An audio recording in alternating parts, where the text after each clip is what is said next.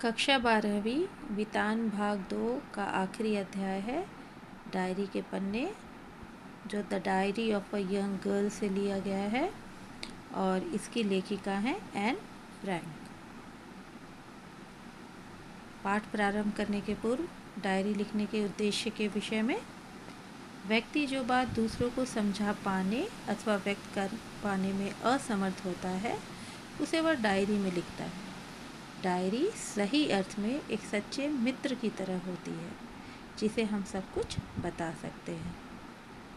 यानी अपने भावनाओं को जिस प्रकार हम अपने मित्र के साथ व्यक्त कर लेते हैं वह हम डायरी में लिख सकते हैं। इसमें प्रतिदिन की विशेष घटनाओं को लिखकर हम उन्हें यादगार बना लेते हैं।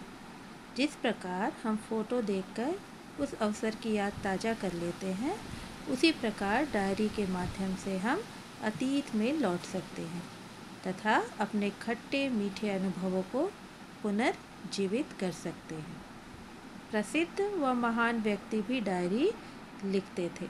उनकी डायरी पढ़कर हम पूरा युग देख सकते हैं। कई बार यही डायरी आगे चलकर आत्मकथा का रूप ले लेती है, जिससे हम महान व्यक्तियों के विचारों, अनुभवों व दिनचर्या के बारे में जान पाते हैं। सर्वप्रथम एन फ्रैंक के विषय में। एन फ्रैंक का जन्म 12 जून 1929 को जर्मनी के फ्रैंकफर्ट शहर में हुआ था। एन की मृत्यु 1945 फरवरी या मार्च महीने में नाजी यातना गृह में हुई थी। एन की डायरी दुनिया की सबसे ज़्यादा पढ़ी जाने वाली किताबों में से एक है, जो पहले 1947 में डच भाषा में प्रकाशित हुई और बाद में 1952 में diary of a young girl शीर्षक से प्रकाशित हुई। पाठ का सारांश इस प्रकार से है। डायरी के पन्ने, जो कि the diary of a young girl से लिए गए, नाम से यहाँ कुछ अंश दिए गए हैं। पूरे पाठ में एन की डायरी से 10 दिन की डायरी दी गई है। डायरी उसने उपहार में ही मिली एक गुड़िया किटी को संबोधित करके लिखनी शुरू की।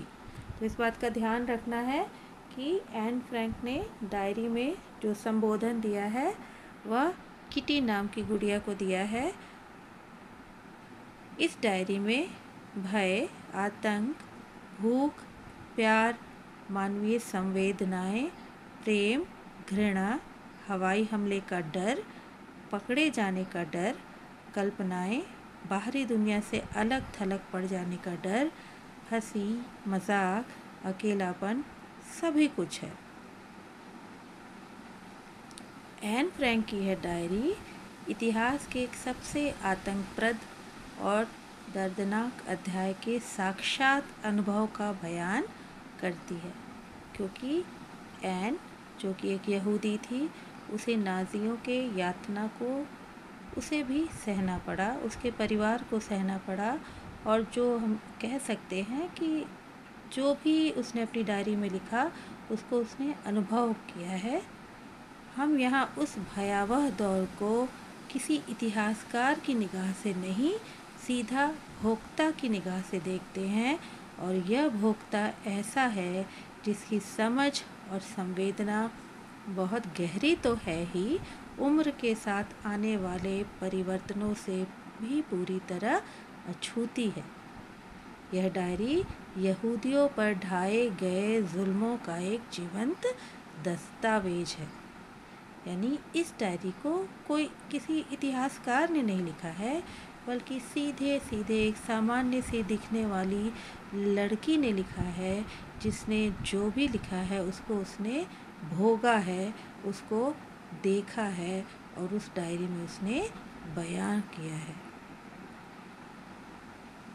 द्वितीय विश्व युद्ध के समय हॉलैंड के यहूदी परिवारों को जर्मनी के प्रभाव के कारण अकल्पनीय यातनाएं, प्रताड़ना, अत्याचार सहनी पड़ी थी। उन्होंने गुप्त तहखानों में छिपकर जीवन रक्षा की। जर्मनी के शासक ने गैस चैम्बर व फायरिंग स्क्वाड के माध्यम से लाखों यहूदियों को मौत के घाट उतार दिया।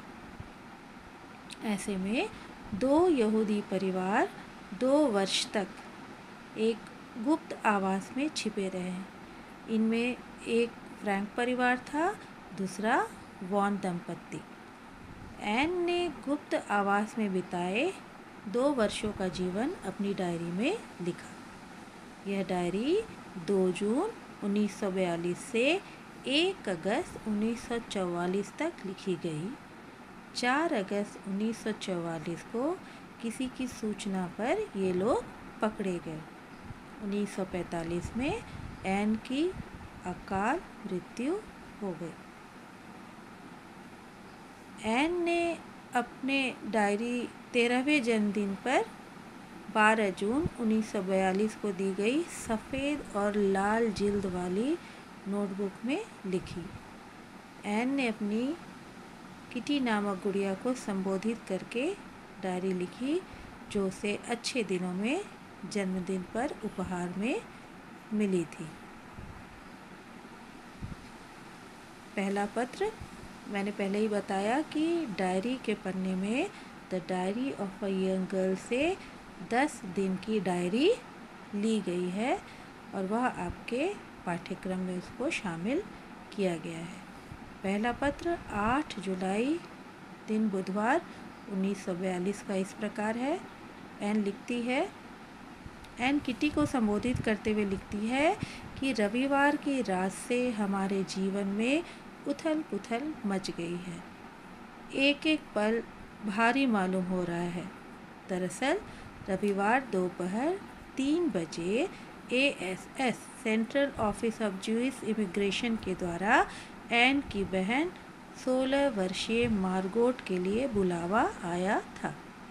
इस खबर को सुनकर सभी डर गए और अज्ञातवास में जाने का निर्णय लिया।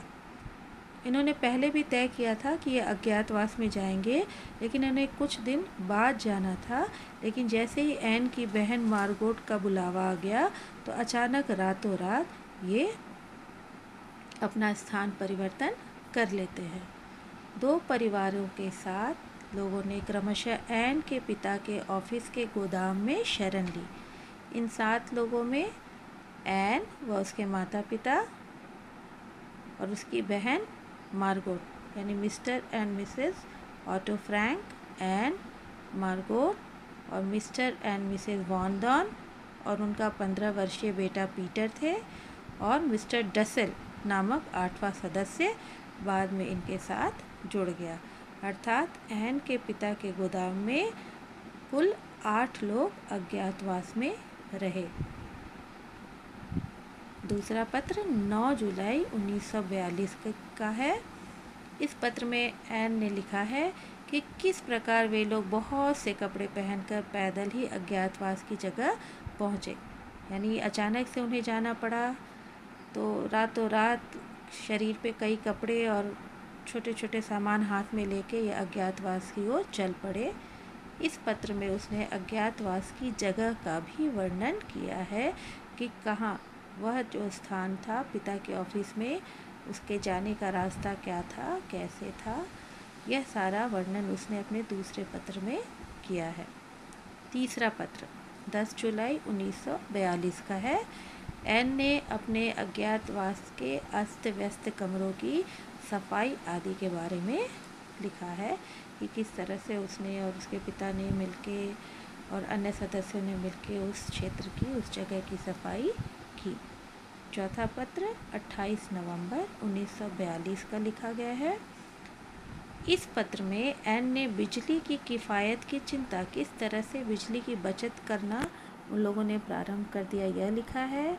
मिस्टर डसेल के चुगलखोर स्वभाव के चलते होने वाली समस्या। मिस्टर डसेल जो कि एक दंत चिकित्सक थे, डेंटिस्ट थे और एन को अपना जो कमरा है मिस्टर डसेल के साथ ही शेयर करना पड़ा था। तो किस तरह बात बात पर मिस्टर डसेल एन की शिकायत उसकी माँ से कर दिया करते थे और उनकी वजह से उनको डांट खानी पड़ती थी। तो ये सारी बातें एन ने अपने चौथे पत्र में, जो कि 28 नवंबर 1942 का है, उसमें लिखा है। परिवार वालों द्वारा उसके हर काम में मीन मेख निकालना और रोज़ होने वाली डांट फटकार आदि का वर्णन इस चौथे पत्र में किया गया है।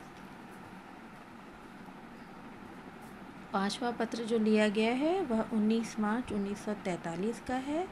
इसमें कुछ ऐतिहासिक घटनाएं उनका वर्णन किया गया है। पांचवें पत्र में एन बताती है कि टर्की इंग्लैंड के पक्ष में आ गया है और 1000 गिल्डर के नोट अवैध घोषित कर दिए गए हैं। इसी पत्र में उसने हिटलर की घायल सैनिकों से बातचीत के बारे में भी लिखा है जो उसने रेडियो पर सुनी थी। यहाँ उसने लिखा है कि यह कार्यक्रम उसे कठपुतलियों के खेल जैसा लगा।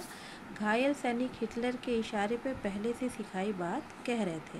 यह पांचवा पत्र जो लिया गया है वह महत्वपूर्ण है क्योंकि इसमें एन ने उस समय जो चल रहा था द्वितीय विश्व युद्ध के दौरान वो सारी घटनाएं लिखी हैं। तो कहीं ना कहीं यह इतिहास के दृष्टिकोण से महत्वपूर्ण है। छठा पत्र शुक्रवार 23 जनवरी 1944 का है। इस पत्र में एन ने फिल्मी कलाकारों की तस्वीरें एकत्र करने के अपने शौक, केश सज्जा और फैशन संबंधी अपनी आदतों के कारण अन्य लोगों द्वारा उसका मजाक उड़ाया जाना आदि के बारे में लिखा है। एन की हॉबी थी, उसका शौक़ था अपने हेयर स्टाइल्स चेंज करना, तरह तरह के वह हेयर स्टाइल बनाती थी और वह मैगज़ीन्स पढ़ती थी, खुद को मैगज़ीन पढ़ के अपडेट रखती थी।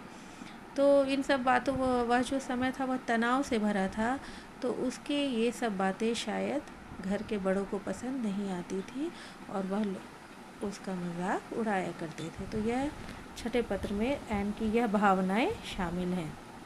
सातवां पत्र 28 जनवरी 1944 का है। तो अज्ञातवास की तकलीफ़ों, उकताहट और उबाऊ ज़िंदगी के बारे में लिखा है कि किस तरह की तकलीफ़ों का सामना उन्हें करना पड़ता था, किस तरह से कभी हवाई हमले का डर होता था, भूख या फिर 1000 गिल्डर के नोट अवैध हो गए या फिर बाहर समाज में चोरियां बढ़ गई। बहुत सारी ऐसी समस्याएं जो अज्ञातवास के तहत आती हैं, उसका वर्णन सातवें पत्र जो कि 28 जनवरी 1944 का लिया गया है उसमें किया गया है। आठवां पत्र लिया गया है 29 मार्च 1944 का। इस पत्र में एन ने कैबिनेट मंत्री वोदकिस्टीन की बात बताई है जिसमें उन्होंने युद्ध काल की डायरियों का युद्ध के बाद प्रकाशन करने की बात कही थी। जैसे ही एन यह उद्घोषणा सुनती है वो काफ़ी खुश हो जाती है। वह सोचती है कि कैसा सब, जब यह उसकी भी डायरी प्रकाशित होगी शायद तो लोगों को लगेगा किस तरह से रहस्यमयी तरीके से हम अपना जीवन बिताते थे।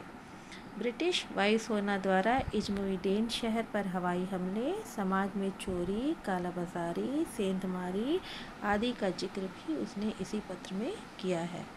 नवा पत्र 11 अप्रैल 1944 का लिया गया है।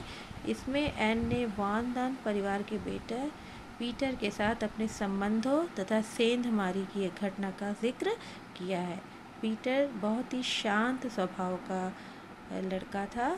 एन उसे अपना दोस्त मानती थी, कहीं ना कहीं वह उससे प्रेम भी करने लगी थी, लेकिन पीटर उसे अपना सादा समय नहीं देता था। वह समय ही ऐसा तनाव भरा था।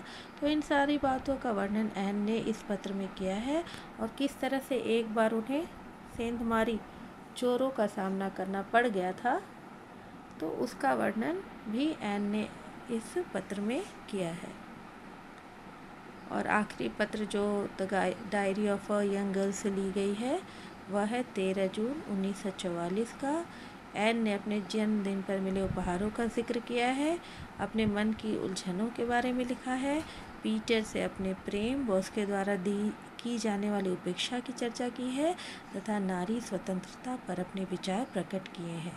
वह छोटी सी लड़की 13-14 साल की लड़की उस समय भी नारी स्वतंत्रता, नारी सशक्तिकरण की बात करती है। वह चाहती है कि नारी को भी पुरुषों के समान सम्मान मिले, अधिकार मिले और उम्मीद करती है कि एक दिन ऐसा ज़रूर आएगा जब नारी को उसका हक मिलेगा। वहीं पे वह जिक्र करती है कि किस तरह से जो सिपाही होते हैं, हम उनको उनकी लड़ाई के लिए, उनके साहस के लिए, हिम्मत के लिए हम उनको सम्मानित करते हैं। लेकिन कहीं जो महिलाएं होती हैं, नारी होती हैं, उससे भी ज़्यादा साहसी होती हैं, हिम्मती होती हैं, लेकिन उन्हें पुरस्कृत नहीं किया जाता। अगर स्त्री ना हो तो यह धरती समाप्त हो जाएगी, मनुष्य का अस्तित्व समाप्त हो जाएगा। तो ये सारी चर्चा एन इस दिन की डायरी में करती हैं और वह उम्मीद करती हैं कि एक दिन ऐसा अवश्य आएगा जब स्त्री को उसके अधिकार मिलेंगे। इस तरह से diary of a young girl, diary के पन्ने का पाठ समाप्त होता है। इसमें कुछ ध्यान देने वाली बात यह है कि एन ने अपनी डायरी को किसे संबोधित करके लिखा है? किटी को, जो उसे उसके जन्मदिन में मिली थी उपहार के रूप में। वह एक गुड़िया थी, बेजान गुड़िया थी, और अज्ञातवास में कुल 8 लोग, mister and missus Otto Frank, Anne और उसकी बहन थे, और मिस्टर एंड मिसेस वॉन्डर्न, उनका बेटा पीटर और मिस्टर डसेल, यानी 8 लोगों ने एक साथ अज्ञातवास गुजारा है।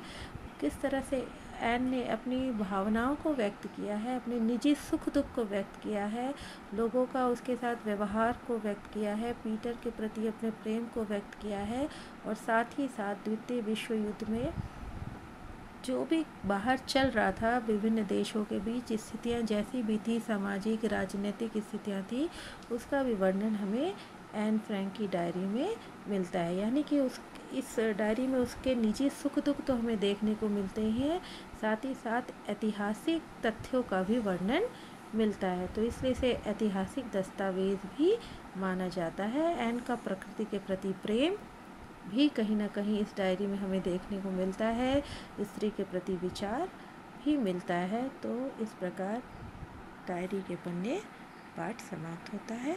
धन्यवाद।